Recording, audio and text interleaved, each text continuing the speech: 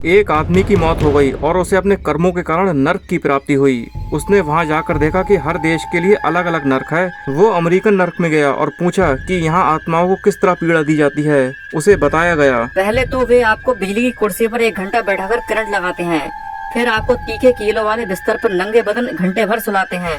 फिर अमेरिकन राक्षस आता है जो दिन भर आपको चाबुक से कोड़े लगाता है। उस आदमी को ये सारा सिलसिला पसंद नहीं आया और वो आगे बढ़ गया। उसने आगे जाकर जर्मनी, जापानी, ऑस्ट्रेलियाई इत्यादि तमाम देशों के नर्क देख डाले। सभी में जैसी सजा अमेरिकन नर्क में दी जाती थी, लगभग उसी किस्म की सजा नर्क में आने वाली सभी आत्माओं को दी जाती थी। हाँ, बस एक बात थी, धरती पर किए गए पापों को गंभीरता के आधार पर समय में कुछ कमी बेसी जरूर हो जाती थी। घूमते घूमते वो आखिर में भारतीय नर्क में पहुंचा। वहाँ उसने देखा कि नर्क में प्रवेश के लिए आत्माओं की हजारों मील लंबी लाइन लगी है।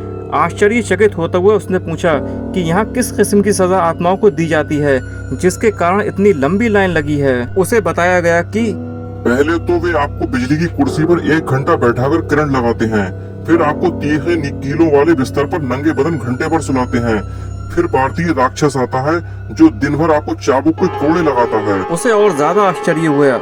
उसने फिर पूछा, पर ऐसी ही सजा तो अमेरिकन और तमाम अन्य देशों के नर्कों में भी है, वहाँ तो अंदर जाने वालों की ऐसी भीड़ नहीं देखी। किसी ने उसकी जिज्ञासा शांत की।